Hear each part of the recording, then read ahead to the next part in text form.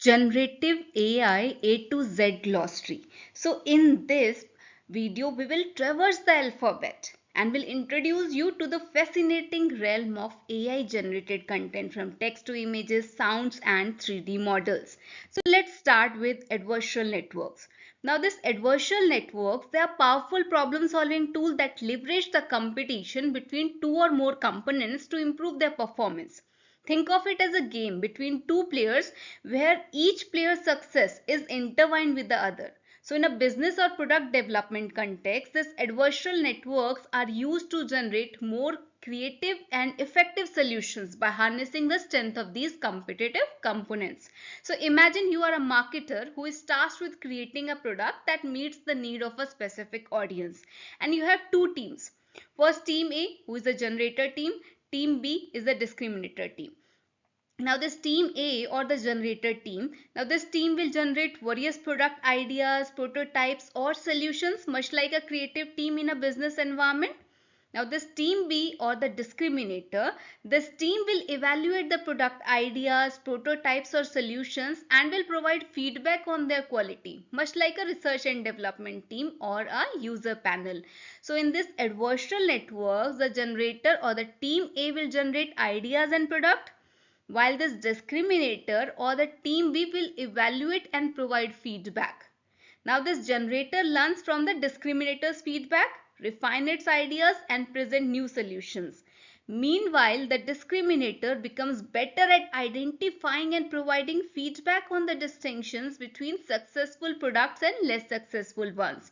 And this iterative process continues until both teams reach an equilibrium, where the generator creates innovative and effective products and the discriminator can't distinguish between the genuinely successful ideas and the simulated one.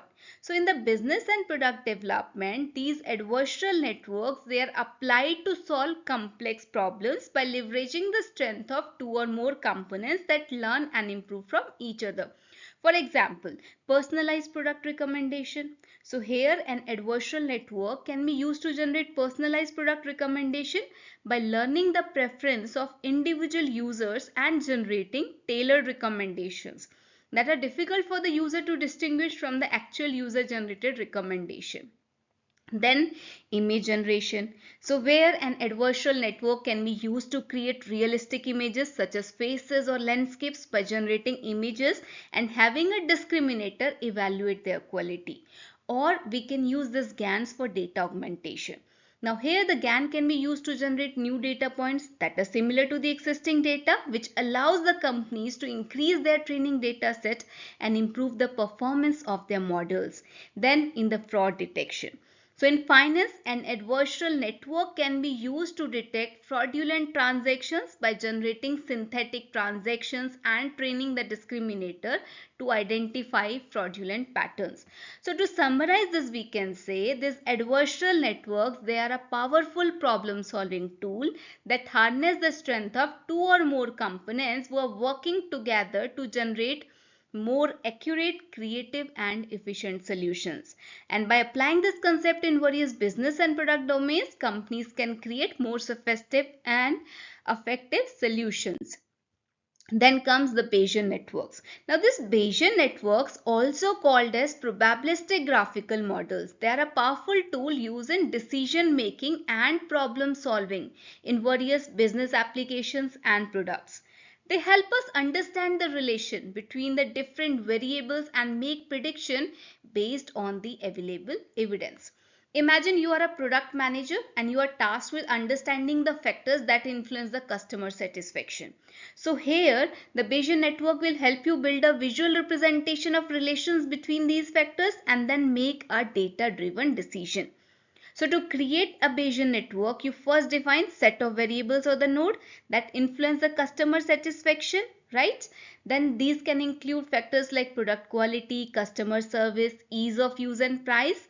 Next, you specify the relations between these variables, which is represented by directed edges between the nodes. For example, you might indicate that product quality has a direct influence on customer satisfaction. Now you have a directed graph with nodes and edges. The next step is to define the conditional probability distribution for each node, which describe the probability of each state given its parent node. For instance, you might assign a probability of 0.9 that a customer will be satisfied if the product quality is high, and a probability of 0.3 if the product quality is low. So with the Bayesian network constructed, you can now use it to answer questions about the relations between the variables and can make prediction. For instance, you might ask, what is the probability that product quality is high given that a customer is satisfied? So here the Bayesian network will allow you to perform inference, calculate probabilities and make decisions based on the available evidence. So where are they used? First use is in risk analysis. So the Bayesian networks can be used to model and analyze risk in various domains such as finance, healthcare and engineering, which allows companies to make informed decisions about risk management. Then these can be used in the recommender system to build personalized product recommendation system by modeling the relations between the user's preference, item, attributes and user feedback. Then they can also be used in fraud detection to detect the fraudulent activities by modeling the relations between the transaction data, user behavior and known fraudulent patterns. And then they can be used in predictive maintenance, where they can be used to model the relations between various system components and predict the likelihood of component failures, which allow company to schedule maintenance and minimize the downtime. And also we can use this in optimization to optimize the complex systems by modeling the relations between the system input, output and performance metrics, which allows companies to identify the most effective parameter setting and improve the performance. So to summarize this, we can say that this Bayesian network, they are a powerful tool for decision making and problem solving in various business domains.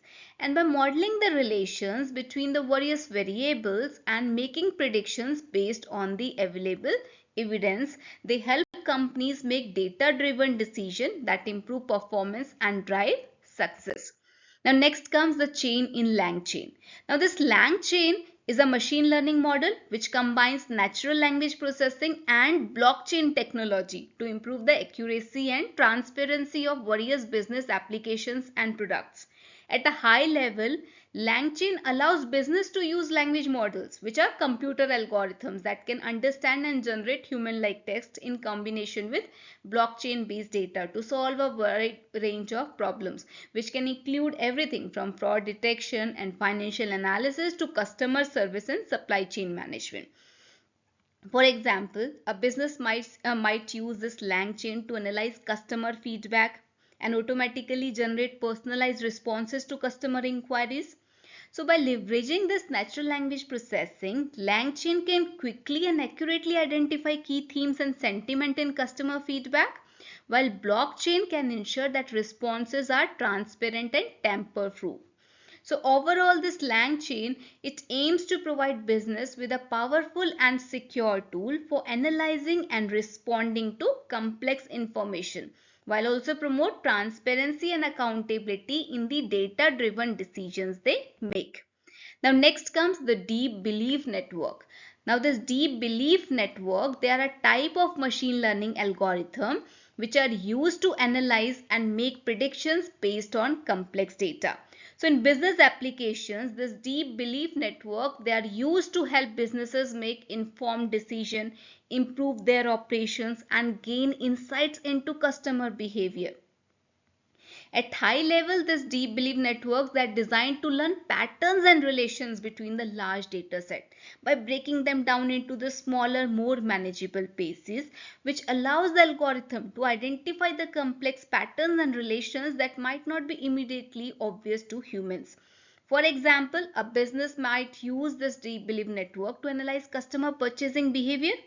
So by analyzing this customer data, this deep belief network could identify patterns and relations between the different products, customer demographics and purchase frequency, which can help the business identify new marketing opportunities, target customers more effectively and improve overall sales.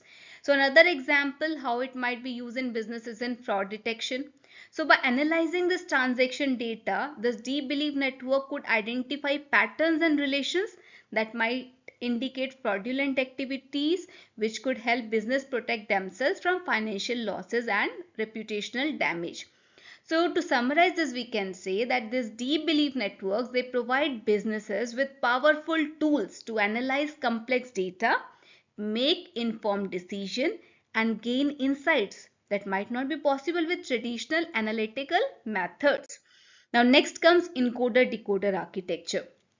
Now this encoder-decoder architecture, it is a type of neural network which is used in natural language processing to generate human-like text. So in business applications, encoder-decoder architectures are used to improve customer service, automate content creation, and generate personalized recommendation. At high level, encoder-decoder architecture consists of two main components, an encoder component and a decoder component. Now this encoder component will take in a sequence of inputs such as a sentence and encode it into a fixed length vector, while this decoder will take this vector and generate a sequence of outputs such as a response to that input sentences. For example, a business might use an encoder-decoder architecture to create a chatbot that can understand and respond to customer inquiries. Now this encoder would take in the customer's question, will encode it to the fixed length vector and will pass it to the decoder.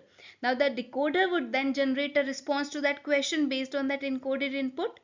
And another example of how encoder-decoder architecture can be used in business is in content creation, where businesses might use an encoder-decoder architecture to automatically generate blog posts, social media updates, or product description based on a given topic or keyword. So to summarize this, we can say that this encoder-decoder architecture, they help business with powerful tools for automating natural language processing tasks, improve customer service, and generate personalized content. Then comes few-shot learning. Now this few-shot learning, it is a type of machine learning where the algorithm is trained on a very small number of examples, typically just a few instances, to make accurate predictions.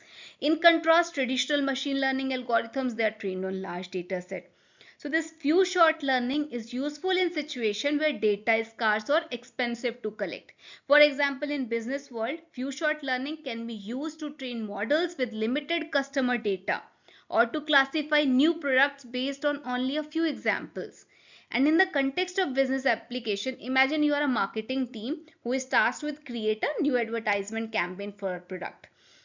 Now you have a limited budget and a small amount of data on customer preference. So using few-shot learning, you can train the model to identify the most effective advertisement strategies based on the few examples of successful campaigns for similar products. Another example is customer service chatbot. So instead of training that chatbot on thousands of customer interactions, you can use few-shot learning to quickly adapt the chatbot to new products or services by training it on just a few customer questions and responses, which can save time and resource while ensuring that chatbot can effectively assist customers.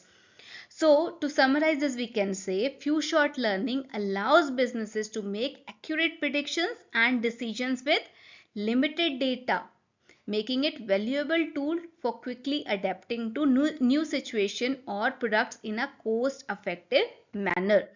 Next comes generative pre-trained transformers or GPT, which are a type of machine learning model designed to generate human-like text based on that input provided. They are called pre-trained because they are initially trained on a large corpus of text data such as books, articles, and social media posts. And this training process allows the model to learn a wide range of language patterns and structures which enable them to generate coherent and contextually relevant text. So in the business applications, this GPT can be used in various ways to streamline tasks and improve productivity. For example, they can be used in content generation, where they can be used to generate high quality content for websites, blogs, social media, and marketing materials. So by providing a topic or a set of keywords, this GPT can generate well written and engaging content tailored for your specific needs, which saves the time and resources. Then they can be used in chatbots and virtual assistants. And these chatbots can be integrated into customer service platforms, employee support systems, or even digital assistant, which provides quick and accurate response to a wide range of questions. Then they can be used in automated summarization, to summarize this long form text documents such as legal contracts, research papers, or news articles. Also, they can be used in personalized content recommendation. So, where by analyzing a user's browsing history, preference, and interest, these GPTs can suggest content that is most likely to resonate with them, improve the engagement and user satisfaction. Also, they can be used in content evaluation. So, to evaluate the quality of content such as blog posts, articles, or social media updates. So, by analyzing the coherence, grammar, and relevance of text, these GPTs can provide valuable feedback to content creators, which help them improve their work. So to summarize this, we can say that this GPT, they are powerful tool which can help business improve efficiency, streamline workflow, and create high quality content. And by harnessing this power of pre-trained transformer models, business can save time, reduce cost, and enhance the user experience. Next comes the hierarchical generative models or HGMs. So this HGMs, they are a type of machine learning model that generate complex structured data by breaking it down into simpler components. In simple terms, think of HGM as a recipe book for generating data. So in business application, this HGMs, they are used to generate complex structured data such as product design, financial reports, or marketing campaign by breaking them down into smaller, more manageable components. Imagine you are a fashion designer and you are tasked with creating a new clothing line. So here you can use this HGM to generate entire collections by breaking down the process into smaller steps. First step can be design elements, where you can start by generating different design elements such as color, palettes, patterns, silhouettes based on the popular styles and trends. Then sketches, where HGM would use these design elements to create rough sketch of individual garments, ensure that each piece fits within this overall collection's aesthetic. Then 3D models. Next, this HGM would then generate 3D models of these garments, will refine the sketches and will add details like button, zipper and seam. And then rendered images. Finally, the HGM would produce rendered images of these finished designs, which will showcase the garments in various poses and settings to improve a comprehensive view of entire collection. So here we have broken down this complex task of designing the clothing line into smaller manageable tasks, which ultimately generate a complete collection of designs. Similarly, in finance, this HGM could be used to generate financial reports by breaking down the process into components such as revenue projection, balance sheet, and expense reports. In marketing also, they can generate entire marketing campaign, breaking down the process into stages like audience segmentation, copy generation, social media scheduling. So in essence, this HGMs, they are a versatile tool which help business generate complex structured data in a variety of domains by breaking down the process into smaller, more manageable components, which allows for the creation of realistic, contextually relevant data that can be used to improve decision making and streamline workflow. Next comes the instruction tuning. Now this instruction tuning, it is a technique used in natural language processing that fine tune a pre-trained language model to perform a specific task or generate output tailored to a particular domain. So in simple terms, it is like giving a trained chef specific instructions to cook a meal that meets your unique requirements. So in business applications, instruction tuning can be used to adapt pre-trained language models to specific business needs. For example, a pre-trained language model may have been trained on a general corpus of text data and can generate high quality responses across a wide range of topics. However, to generate output specifically tailored to a particular business, you can use instruction tuning to fine-tune the model. So let us consider the scenario where you want to create a chatbot for your e-commerce business. So here a pre-trained language model can provide general responses to customer queries, but to provide more tailored business specific answers, you can use instruction tuning, where the first step will be to collect business specific data.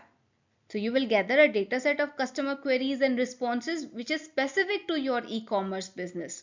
And this data set can include frequently asked questions, product descriptions and other relevant information. Then you will fine tune the model To fine-tune that pre-trained language model will involve adjusting model's parameters, weights, and biases to optimize its performance for your specific use case, and then generate business tailored responses. So with that fine-tuned model, you can now ask the chatbot to generate responses to customer queries that are specific to your e-commerce business. And the chatbot will provide answers that are tailored to your product, service, and brand, which will improve the overall customer experience. So to summarize this, we can say this instruction tuning, it enables you to adapt pre-trained language models to specific business needs, making them more effective at generating output that is relevant, accurate, and tailored to your company's unique requirement, which can be used to build chatbots, virtual assistant, and other NLP-based applications that provide value to businesses across a wide range of industries. Next comes the joint probability distribution. Now this joint probability distribution, it's a mathematical concept which is used in probability theory to describe the likelihood of multiple events occurring together. And in simple terms, it's like predicting the probability of specific combination of outcomes in business scenario. So imagine you are a marketer and you are trying to predict the success of new product launch. So here, this joint probability distribution can help you estimate the likelihood of different outcomes, such as the number of units sold and the revenue generated. So in this example, the joint probability distribution would involve two variables, the number of units sold and the revenue generated. So by analyzing historical data and trends, you can estimate the likelihood of different combinations of these variables. For instance, you might find that a 50% probability exists for selling 10,000 units, which results in say $5 lakh in revenue. Another 25% probability might be assigned to selling 15,000 units, which can generate 75 lakh in revenue, and the remaining 25% probability could be allocated to other possible combinations such as 20,000 units sold for 10 lakh in revenue. So by visualizing this joint probability distribution as a graph or a table, you can quickly identify the patterns and can make informed decision. For example, if a probability show that high unit sales are associated with high revenue, so you might decide to focus on marketing strategies that emphasize product quality and unique features. On the other hand, if probabilities reveal a high likelihood of low unit sales and low revenue, you may opt for more cost-effective launch strategy. So in the business applications, these joint probability distribution, they can be used to analyze complex scenarios, which involves multiple variables and make informed decisions based on the likelihood of different outcomes. And the concept is relevant in fields such as finance, marketing, supply chain management, and risk assessment, where understanding the interdependence of variable is crucial for success. Next comes the Kullback-Leibler divergence. Now this Kullback-Leibler divergence, it's a mathematical concept which is used in information theory to measure the difference between two probability distribution. So in simple terms, it's like comparing two different versions of business forecast and determining which one is a better representation of reality. So let us say you are a financial analyst and you are trying to predict a company's quarterly revenue, and you have developed two forecasts, forecast A and forecast B, and you would like to determine which one is more accurate based on the actual results. Then this Kullback-Leibler divergence can help you do that. How it will help you? First, it will define the probability distribution, where it will convert the actual quarterly revenue and the revenue predicted by forecast A and forecast B into probability distribution. So this probability distribution will represent the likelihood of each possible outcome. Then it will calculate the divergence, where it will use this KL divergence formula to compare this probability distribution, and this divergence will provide a quantitative measure of how different the two forecasts are from actual results. Then it will choose a better forecast. By comparing the KL divergence for forecast A and B, you can determine which forecast is better. So normally this lower divergence means better match between the forecast and the reality. So in business applications, this Kullback Liberal or the KL divergence can be used to evaluate the performance of predictive models, compare different forecasting techniques, or assess the accuracy of machine learning models.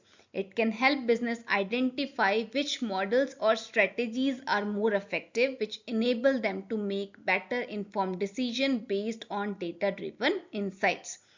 So the scale divergence is used in fields like natural language processing and computer vision, where it can be applied to compare the similarity of two text or image representation respectively. And in these applications, it plays a crucial role in evaluating the performance of models and algorithms and ultimately driving improvements in the quality of products and services provided by the business. Next comes the large language model. Now this large language model, it is a type of artificial intelligence which is designed to process and generate human-like text. In simple terms, it's like a very intelligent, well-read friend who can understand and create a wide range of written content. So these LLMs, they are trained on vast amount of text data from various sources including books, articles, websites and social media.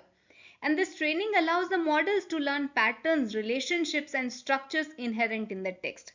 So by recognizing these patterns, LLMs can generate coherent and contextually appropriate responses to a wide range of queries. So in the business applications, they can be used in chatbots and virtual assistants, where these chatbots can answer customer questions, troubleshoot issues, or offer personalized recommendations based on user needs. Also, they can be used in content generation, which can save the business time and resource while ensuring a consistent tone and message across their content. Also, they can be used in language translation that can operate globally and need to communicate effectively with the clients and customers in the different languages. Also, they can be used in sentiment analysis, predictive analytics. So to summarize this, we can say these large language models, they are increasingly important in various industries including finance, healthcare, retail and marketing. And they have the potential to improve efficiency, streamline process and enhance customer experience. Next comes the mixture of experts architecture. Now this mixture of experts architecture, it's a machine learning technique that combines the prediction of multiple specialized models to create a more accurate and robust final prediction. So in simple terms, it's like having a team of experts in different fields who are working together to solve a problem. So in this mixture of expert architecture, each model in the team is considered an expert and is trained on a specific subset of the data, which allows it to excel at making predictions within its area of expertise. And then this mixture of expert architecture combine the output of these experts to generate a final prediction. In business applications, we can use this to create more accurate predictions, better decision making and improved outcomes. So for example, they can be used in retail sales prediction, where they can be trained to predict daily sales for a retail store. And then this model consists of multiple experts, each specialized in predicting sale for a specific product category such as electronics, clothing or household goods. And each expert is trained on historical sales data specific to its product category. So whenever a new prediction is needed, this mixture of expert architecture will generate predictions from each expert and then will combine them to create a final more accurate sales forecast. And by leveraging the specialized knowledge of multiple experts, this mixture of expert architecture can create a more accurate and reliable sales prediction, which enables the retailer to better manage inventory, reduce waste and improve profitability. So to summarize this, we can say this mixture of expert architecture, it is a powerful tool which combines the prediction of multiple specialized models to create a more accurate and robust final prediction. And by leveraging the strength of multiple models, businesses can make better decisions and achieve improved outcomes, ultimately driving success in a wide range of industry. Next comes the natural language generation. Now this natural language generation, it's a branch of AI that focuses on generating human-like text. And in simple terms, it's like having a computer write text that is similar to how human would write. So in business applications, this natural language generation can be used to automate various tasks that involve generating text, such as creating reports, emails, or social media posts. So by leveraging this natural language generation, businesses can save time, increase efficiency, and improve the consistency and quality of their written communication. For example, they can be used in personalized marketing, where they can be used to generate personalized marketing messages which are tailored to individual customers. So by analyzing customer data, this natural language generation can create customized emails, social media posts, or advertisements that are more likely to resonate with the target audience. Then they can be used in automated reports, where they can be used to generate business reports automatically. For instance, a financial analyst can program NLG to analyze this financial data and generate a report on key performance indicators, which allows them to focus on higher level analysis and decision making. Then they can be used in customer service chatbots to create chatbot that can engage in natural language conversation with customers, which can answer frequently asked questions, provide personalized recommendations, and help customers with their inquiries.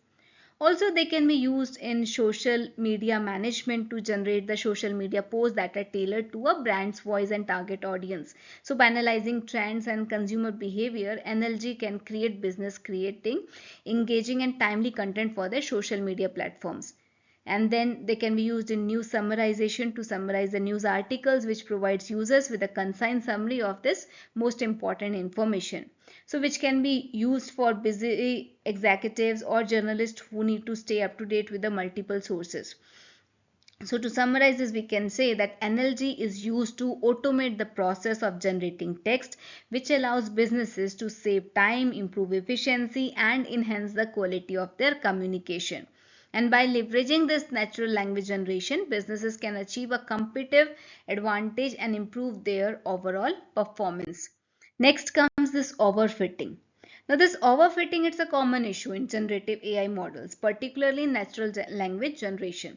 So in simple terms, it is when an AI model becomes too specialized to the training data and starts generating text that is not generalizable to new unseen data. To better understand overfitting, let us use a business application example. Imagine an AI model that has been trained to generate product description for an e-commerce website. Now this model has been trained on a large data set of product description, and it has learned to create descriptions that are similar to the ones it was trained on. So if the model is overfitting, it might produce descriptions that are too specific to the training data and not generalizable to new products or descriptions. For example, the model might generate a description that is appropriate for a particular brand or product type, but not for a different brand or product. So in this case, overfitting AI models would produce product descriptions that are not helpful or relevant for the e-commerce website, which can lead to poor customer experience, lost sales, and a damaged brand reputation. So to avoid overfitting, the AI model must be trained using a balanced approach that consider both the complexity of task and the diversity of training data. And the techniques like cross-validation, regularization, and data augmentation can be used to ensure that the model is not too specialized to the training data and can generalize well to new data. So to summarize this, we can say there's overfitting in generative AI model. It's a critical issue that can result in suboptimal performance. And the businesses needs to be aware of this issue and take steps to prevent it, such as using appropriate training sources, diverse data sources, and validation methods. Next comes the parameter efficient fine tuning. So this parameter efficient fine tuning, it's a technique used in machine learning and AI, particularly natural language generation, to improve the efficiency and effectiveness of AI models. So in simple terms, it's a way to enhance the performance of AI models while using fewer resources and computational power. So this PEFT is a way to leverage pre-trained AI models which are trained on large data set and fine-tune them for specific task or business needs. So by fine-tuning, the model can be customized to perform well on a particular task without requiring significant computational power and resources. So to illustrate this PEFT using a business application, imagine an e-commerce company wants to improve the performance of its product recommendation system. Now this company could use a pre-trained AI model such as BERT or the bidirectional encoder representations from transformer model, which is already trained on a large data set of company. Now this e-commerce company would then fine tune this pre-trained model on a small data set of product description and customer purchase specific data which is specific to its business. Now this fine-tuning process which allow the models to learn the nuances of e-commerce companies' product and customers, which enable them to make more accurate product recommendation. And this PEFT had advantages in many ways. For example, reduce computational requirements. So by fine-tuning a pre-trained model requires less computational power and comparing to this power which is required in training the model from scratch. And this can be very particularly important for businesses that may not have access to high performance computing resources. Then it has improved performance because fine-tuning allows the model to learn from smaller task-specific dataset, which results in improved performance on the specific business problem. Then it has flexibility, for it can be applied to various tasks and business applications such as chatbots, customer service, and content generation. So to summarize this, we can say that this parameter efficient fine-tuning, it's a technique that allows businesses to improve the performance of AI models without the need of significant computational power or resources. And by leveraging these pre-trained models and fine-tuning them on business-specific data, PEFT enables businesses to achieve better results with fewer resources, which makes them a valuable tool for businesses looking to leverage AI technology. Then comes the QLoRA or quantized low rank adaptation. Now this quantized low rank adaptation, it's a technique which is used in natural language processing and AI to improve the efficiency and accuracy of AI models. It is a method that allows businesses to adapt pre-trained AI models to specific task or domain while reducing computational requirements and memory usage. So in simple terms, this QLoRA, it's a way to optimize AI models for specific business applications using a streamlined approach. So to illustrate QLoRA using a business application example, imagine a news organization wants to build a chatbot that can answer questions about current event. Now this organization could use a pre-trained AI model such as transformer-based model which has been trained on a large data set of text. Using QLoRA, this news organization would adapt the pre-trained model by selectively modifying certain parts of the model to better suit their specific task. And this adaptation process is done by reducing the complexity of model while preserving its performance. So this QLoRA is also beneficial in several ways. For example, it has reduced computational requirements. So whenever we adapt a pre-trained model using QLoRA, it requires less computational power compared to training a model from scratch or using other adaptation methods, which is particularly important for businesses that may not have access to high performance computing resources. Then it has improved accuracy. For this adaptive model can achieve accuracy close to that of full size model while using few resources. Then it has flexibility, for it can be applied in various business applications such as chatbots, language translation, text summarization. So to summarize this, we can say that this QLoRA is a technique that allows businesses to optimize AI models for specific task or domain while reducing computational requirements and memory usage. And by leveraging these pre-trained models and selectively adapting them to specific business needs, QLoRA enables businesses to achieve better results with fewer resources, which makes them a valuable tool for businesses looking to leverage NLP technology. Then comes the reinforcement learning from human feedback. Now this reinforcement learning from human feedback, it's a technique used in AI to train AI models by incorporating human feedback. And this approach is particularly useful in natural language processing tasks where AI models generate text or interact with the user. And in simple terms, this RLHF, it's a way to train AI models by training from the response of people. And to illustrate this reinforcement learning from human feedback using a business application example, imagine a customer service chatbot. Now this chatbot is designed to answer queries and resolve issues. So using this reinforcement learning from human feedback, the training process of chatbot will involve presenting it with a set of customer inquiries and having human evaluators rate the chatbot responses. And based on this human's feedback, the AI model is updated to improve its response. And this iterative process of representing and presenting the chatbot with customer inquiries, receiving feedback, refining the model continues until the desired level of performance is achieved. It has various advantages like improved performance, for it can learn to better understand human preference and generate more accurate and relevant responses than human-centric design, because it allows businesses to tailor AI models to the specific needs and purchases of their users, which ensures a better user experience. Then it has faster training. It allows AI models to learn quickly as the iterative process focus on areas where the model needs improvement. Also, it is cost effective because it relies only on the large data set as it harnesses the power of human feedback to refine the model. So to summarize this, we can say that this reinforcement learning from human feedback, it's a technique which allows businesses to train AI models by incorporating human feedback. So by leveraging human feedback, businesses can create AI models that are better suited to their specific needs, which results in improved performance and a better user experience. And this approach can be applied to various NLP tasks in business applications such as chatbots, virtual assistants, and customer service. Next comes the sequence to sequence models. Now these sequence to sequence models are a type of neural network architecture which is used in natural language processing to translate between two languages, summarize text or generate responses in a conversation. So the sec to sec or the sequence to sequence models, they are designed to process sequences of input, generate the corresponding sequence of outputs. And in simple terms, the sequence to sequence models, they are neural networks that can translate between two languages, summarize text and generate responses based on that input they receive. So to illustrate this sequence to sequence models using a business application, imagine a language translation app where the app needs to translate text from one language to another.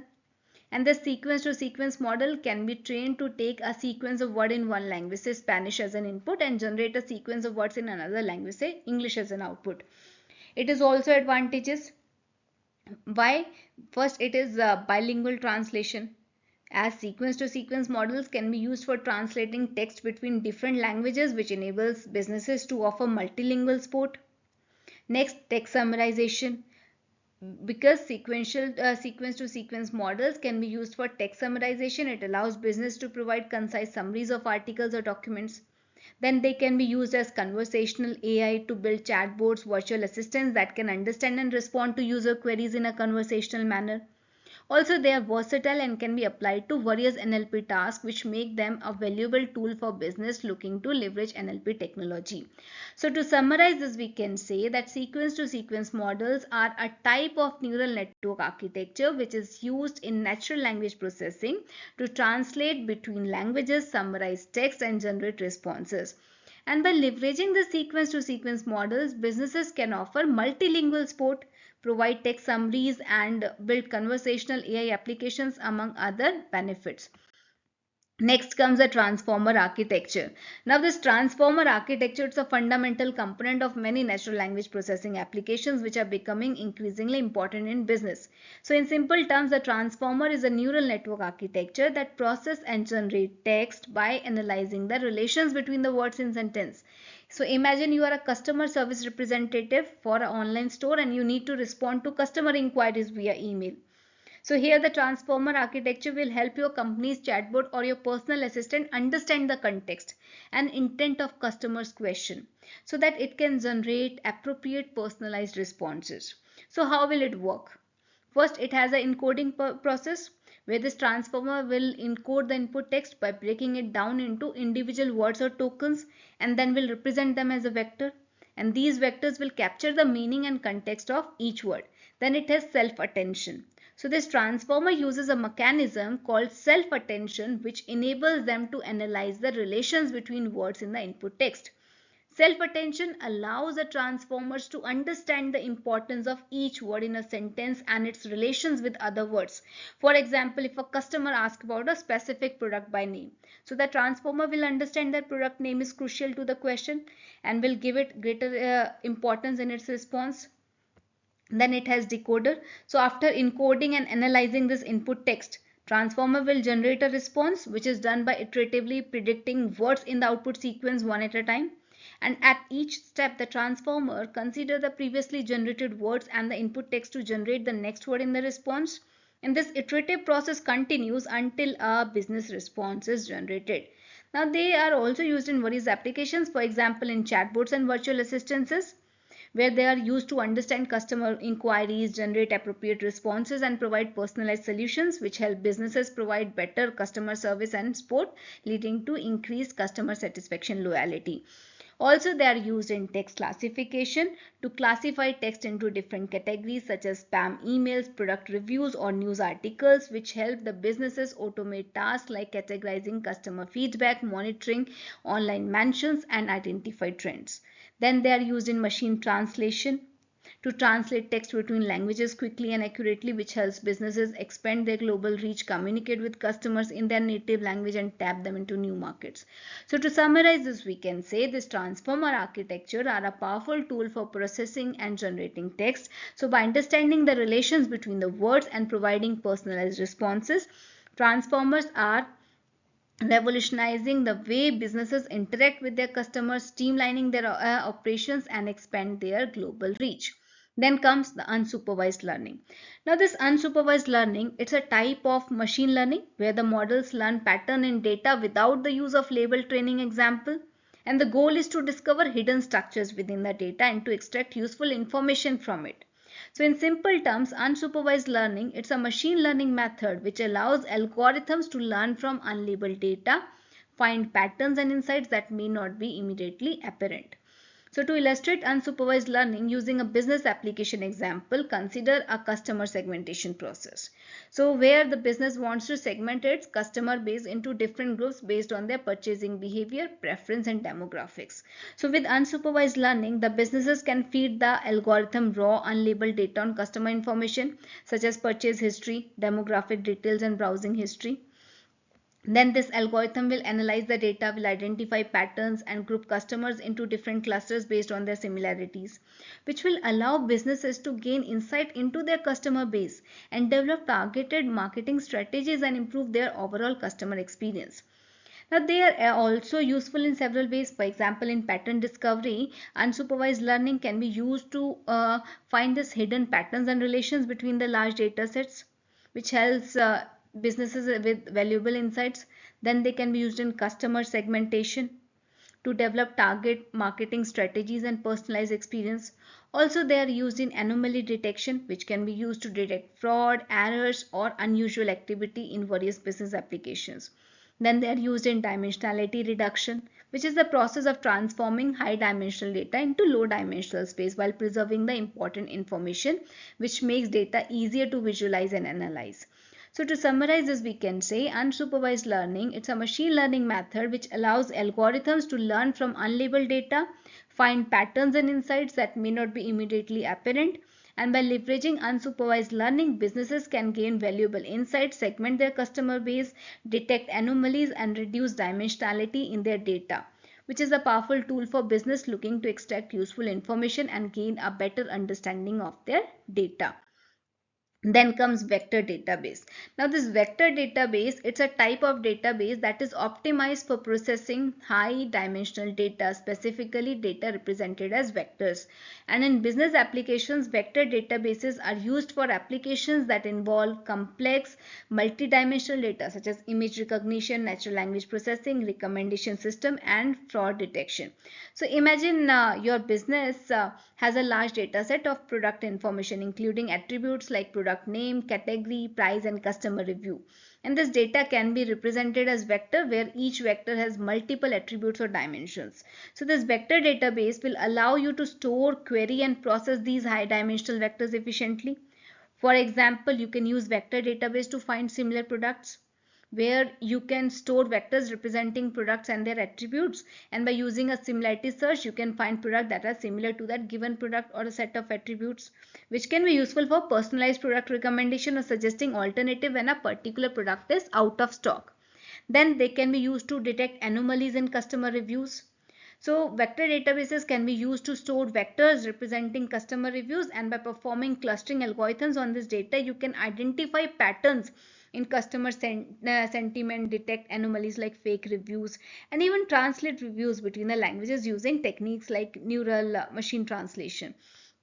Then they can be used in optimizing pricing strategies.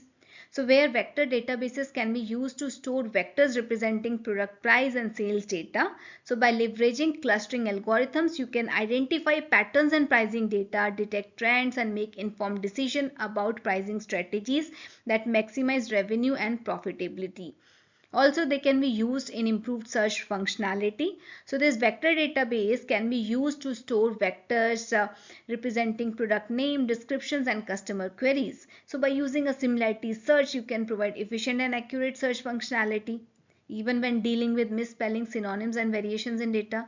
So to summarize this, we can say this vector database, it's a powerful tool which enables businesses to efficiently store, query, and process high dimensional data. By leveraging the capability of vector database, business can gain valuable insights, improve their products and services, and enhance their overall competitiveness in the market. Then comes word embeddings. Now this word embeddings, they are a way of representing word as a numerical vectors which allows computers to understand the meaning of words in a more intelligent way. In simple terms, it's like translating words from the natural language like English into a language that computers can understand and process efficiently. In business applications, word embeddings help model understand the meaning of word in customer review, social media posts, and other text-based data. So by understanding the meaning of words, these models can perform various tasks such as sentiment analysis, text classification, and content generation. For instance, a product review analysis tool can use word embeddings to identify the sentiments, that is positive, negative, or neutral, of a customer review. And this information can be used by businesses to improve their products, customer service, and marketing strategies. So this word embeddings also play a crucial role in chatbots and virtual assistants as they help model understand the intent behind a user's question, which allows them to provide accurate and relevant responses. So to summarize this, we can say this word embeddings, they are an essential tool for computers to better understand the meaning of words, which enable business to gain insights from text data and provide better services to their customers. Then comes the explainable AI. Now this explainable AI, it's a way of making complex AI models more understandable to humans, which helps to explain the reasoning behind an AI system's decisions or predictions, which makes it easier for people to trust and interpret the results. So in simple terms, it is like opening the hood of a car and seeing how engine works. So you understand how the car arrived at its destination. In business applications, this explainable AI is crucial for ensuring that AI models make accurate and fair decisions, which is essential for gaining trust in AI-driven systems. For example, in a credit approval process, explainable AI can explain why a loan was approved or denied, which helps to ensure fairness and transparency. So this explainable AI can also help business identify potential issues in AI models. For example, if an explainable AI system reveals that an AI-based recruitment tool is unintentionally favoring candidates with certain names or educational background, the business can take steps to correct the bias and improve the fairness of the recruitment process. So to summarize this, we can say that the explainable AI, it's an essential tool for business to build trust in AI-driven systems, which ensure fairness and transparency and identify potential issues that may arise from AI models. So by making AI more understandable, business can leverage the benefits of AI while minimizing the potential risk. Then comes you only look once. So this YOLO, it's a powerful architecture for object detection in computer vision. So while YOLO is primarily used for image recognition tasks, it can also be used in various generative AI applications. So in simple terms, YOLO, it's a neural network based approach that detects objects within an image by dividing the images into grid and predicting bounding boxes for objects within each grid cell. In business context, YOLO can be used to automate various tasks in computer vision based applications such as quality control, inventory management, facial recognition. For example, a business may use YOLO for quality control in manufacturing process, where it scans images of products to identify defects and alert operators when issues are detected. And this automation reduces manual labor, increases efficiency, and improves product quality. Another example is using YOLO for facial recognition in security systems. So by analyzing video feeds, YOLO can quickly and accurately detect faces and verify identities, which streamlining access control and enhance security. So to summarize this, we can say that YOLO architecture is a powerful tool for object detection in computer vision, which can be applied to various generative AI applications that involve image recognition, quality control, and automation. And by automating repetitive tasks, YOLO can increase efficiency, reduce cost, and improve the accuracy and reliability of business operations. Next comes the zero-shot learning. Now, the zero shot learning, it's a machine learning technique which enables the model to make prediction on new unseen classes or concepts without being explicitly trained on them. In simple terms, it's a way for a model to generalize its knowledge to new categories without requiring additional training data. And this technique is particularly useful in business applications where there is a vast amount of unstructured data such as text, images, and videos that can be difficult to categorize and label exhaustively. In business context, zero-shot learning can be applied to various applications such as image recognition, natural language processing, and sentiment analysis. For example, consider the business that wants to classify images of products based on their categories such as clothing, electronics, or furniture. So with traditional machine learning methods, the model would require extensive training on a label data for each category. However, with zero-shot learning, the model can learn journal features and patterns from the large diverse data and then use that knowledge to categorize new unseen product categories. So natural language processing, zero-shot learning can be used to classify text documents into various categories without explicitly training the model on each category.